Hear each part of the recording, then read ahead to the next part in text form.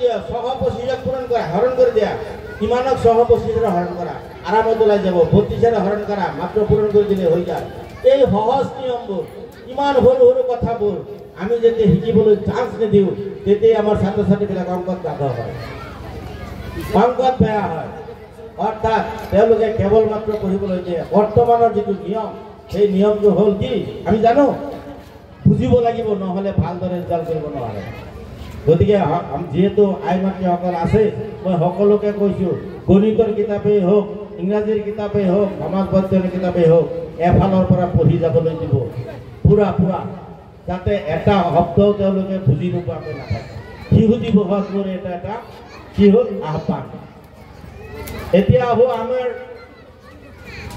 শিশু দিৱসৰ আৰু দুটামান কথা ক'বলৈ আমাৰ শিশুসকলক আমি ভৱিষ্যত গঢ়িব পাৰিলেহে আজি দিৱসৰ তাৎপৰ্য আজি দিৱস সাৰ্থক হ'ব শিশুক আপোনালোকে 3টা কাম কৰিবলৈ নিদিব 3টা কাম আৰু বাকীবিলাক সব কৰিবলৈ দিব এটা হ'ল আপোনালোকে তেওঁলোকক পইচা নিদিব পইচা দি পেলাই তেওঁলোকক বজাৰ কৰিবলৈ সৰুতে চান্স নিদিব মেট্ৰিক পাছ কৰাৰ পিছত এটা দুটা দিয়ক আৰু তাৰ লগতে মোবাইল চাবলৈ দিব নিদিব এই দুটা বস্তু সৰুতে গঢ় ল'বলৈ দিব এটা কথা ক'লো মোবাইল আৰু টকাৰ পৰা তেওঁলোকক বিৰত ৰাখক যিমানেই আপোনালোকক মাৰক লাগক যি হয় আপোনালোকে এই দুটা বস্তুৰ পৰা তেওঁলোকক আঁতৰত ৰাখক তেতিয়াহ'লে আপোনাৰ কথা মতে তেওঁলোক গৈ থাকিব 2 নম্বৰ কথাটো ক'লো আপোনালোকে তেওঁলোকক যিকোনো কাম কৰিবলৈ দিব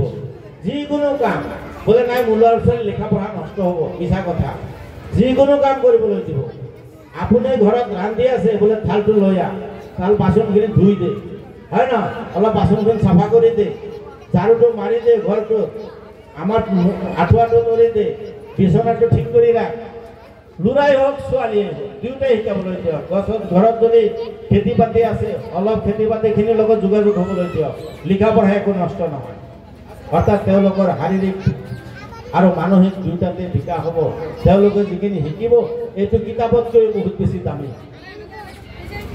যিকোনো কথা যিকোনো কাম কৰিবলৈ দিব আৰু 3 নম্বৰ হ'ল যে তেওঁলোকৰ যিটো ভাবিব সদায় অভাৱ ফিল কৰিবলৈ দিব মোৰ বহুত টকা আছে মোৰ বহুত পইচা আছে সেইটো নাই আমাৰ একো নাই তই বনাব লাগিব বুজি পালো কি ক'লো মোৰ বহুত টকা আছে কিন্তু তেওঁ ভাবিব যে আমাৰ টকা থাকিলেও মইহে বনাব লাগিব দেউতাই যেনেকৈ বনাইছে মাকে যেনেকৈ বনাইছে ময়ো তেনেকৈ এদিন হ'লে বনাই দেখুৱাব লাগিব এই মানসিকতাটো একেবাৰে সৰুৰে পৰাই সৃষ্টি কৰক আৰু তাৰ কাৰণে আপোনালোকে কি কৰিব লাগিব কওকচোন কি কৰিব লাগিব এই 5 ঘণ্টা সময় স্কুলত থাকে 19 ঘণ্টা সময় আপোনালোকৰ লগত থাকে সেই 19 ঘণ্টা সময়ত আপোনাৰ বন্ধুৰ নিচিনা তেওঁলোকে ব্যৱহাৰ কৰিব লাগিব মাৰি পিটি কিলাই মানুহ বনাব নোৱাৰে শাসন কৰিব লাগিব কিন্তু মাৰি পিটি ধমকি দি পেলাই এইবিলাক নহ'ব এইবিলাক হ'লে তেওঁলোকৰ আৰু এটা কি হয়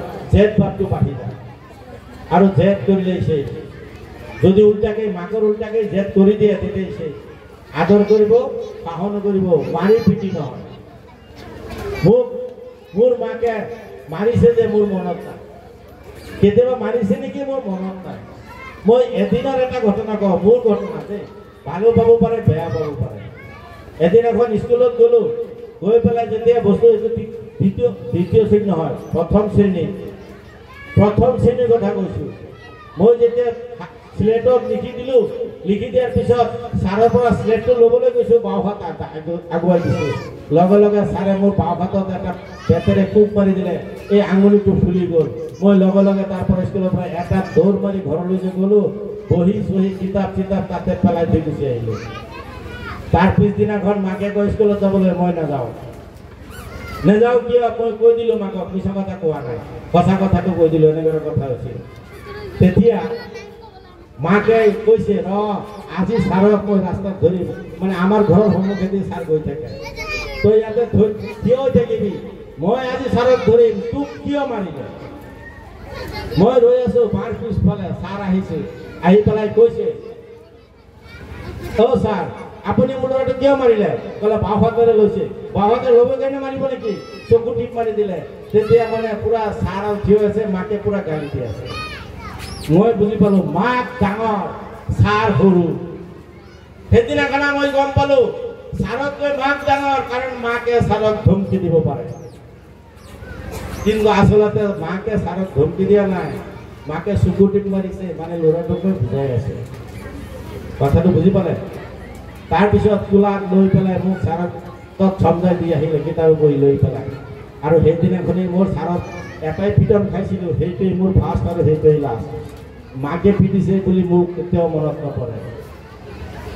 এয়া হ'ল আমাৰ শিক্ষাগুৰু। আৰু মই প্ৰতিগৰাকী শিক্ষাগুৰুৰ লগত এনেকেই থাকোঁ, এনেকেই আছিলোঁ। যেন মোৰ তেওঁ শিক্ষাগুৰু নহয়, তেওঁ মোৰ যেন পিতাৰ দৰে, পিতৃৰ দৰে আছিল সকলো শিক্ষাগুৰু। আৰু মাকসকল আছিল মোৰ মাতৃৰ দৰে। যিকোনো কথা যিকোনো সময়ত মই কথা পাতিব পাৰিছিলোঁ আৰু কৰিব পাৰিছিলোঁ।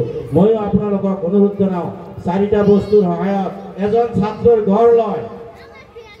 এটা হ'ল ছাত্ৰ নিজেই ছাত্ৰজন ঠিক হ'ব লাগিব, চৰিত্ৰৰ পৰা ইত্যাদি গোটেইখিনি একে হ'ব লাগিব। সেইজন ছাত্ৰক শিক্ষকে ভাল পাবই। তেতিয়াহ'লে কেইটা হ'ল? দুইজন। ছাত্ৰ শিক্ষক কেইজন হ'ল? দুজন। লগে হ'ল পিতৃ মাতৃ কেইজন হ'ল? তিনজন। এই তিনজনক লাগিব। আৰু এটা বস্তু লাগিব, সেইটো হ'ল ঘৰৰ পৰিৱেশ। যেনেকৈ আমাৰ চিলিণ্ডাৰত থকা চৌকাটো যে আমি বহুৱাওঁ, তাত খুঁটি কেইটা থাকে? চাৰিটা। থাকে নে নাথাকে? যদি এটা খুঁটি ভাঙি যায় তেতিয়া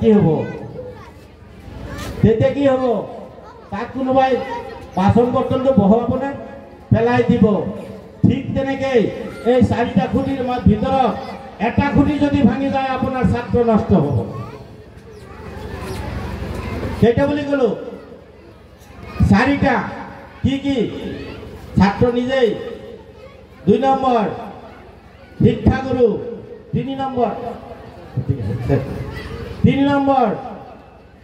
অভিভাৱক পিতৃ মাতৃ, আৰু 4 নম্বৰ পৰিৱেশ। গতিকে আপোনালোকৰ ক'বলগীয়া আৰু বহুত কথা আছে।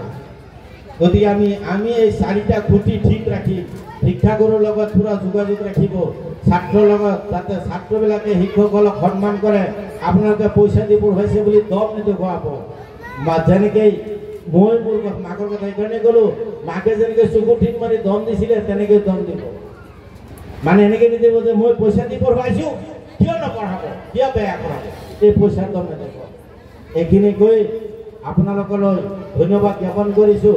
আৰু লগতে শিশু দিৱসৰ পুনৰবাৰ শুভেচ্ছা জনাই, আৰু ইয়াত মোক আনি পেলাই 2 এষাৰ কথা ক'বৰ কাৰণে চান্স দিয়াৰ কাৰণে মই সকলোকে ধন্যবাদ জনাই ইয়াতে মোৰ ক'বলগীয়া সামৰিছোঁ। ধন্যবাদ।